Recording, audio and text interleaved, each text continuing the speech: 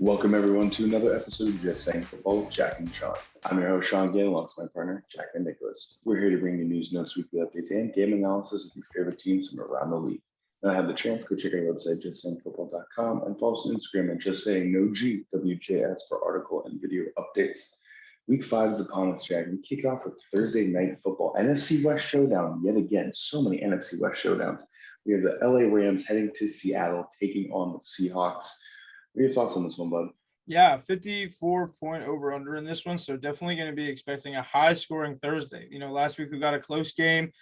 This week, I think it's going to be a really, down to the wire kind of game with both of these teams. Both of them are, just right now figuring a lot of things out. Seattle, 2-2, they'd like to improve on that here with the win. But, this Los Angeles Rams team, as we've been saying over the last couple of weeks, is a little too legit to count against sometimes.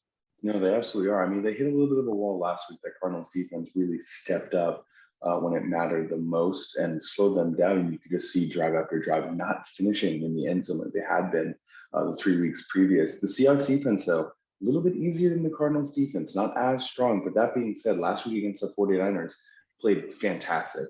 It's hard going up against Kyle Shanahan, all the different motions, Absolutely. all the different changes, all the different looks he did.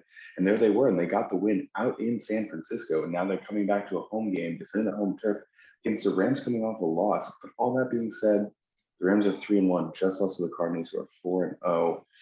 I got to go with the Rams on this one. I think they know the goal here. The goal is to win the Super Bowl. They know Matthew Stafford can definitely get it done for this team. Got to win these divisional games. Got to win a big one against Seattle.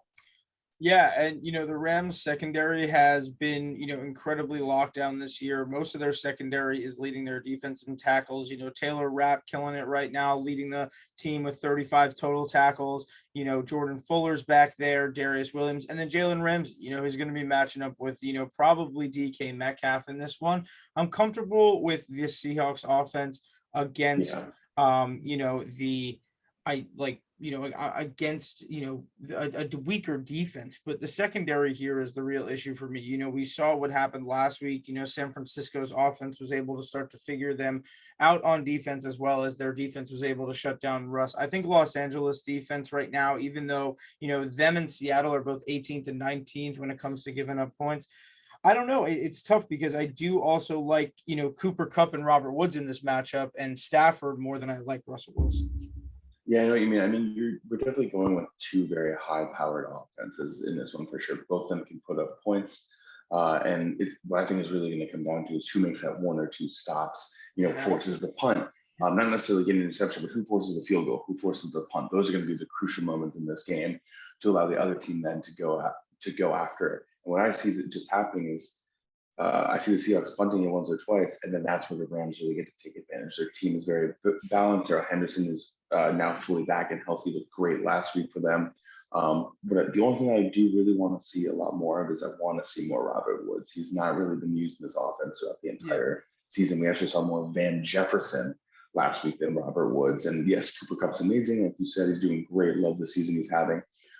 If they're able to get Robert Woods and Van Jefferson a little bit more involved, especially Robert Woods, this offense will reach another level that's going to be that much scarier.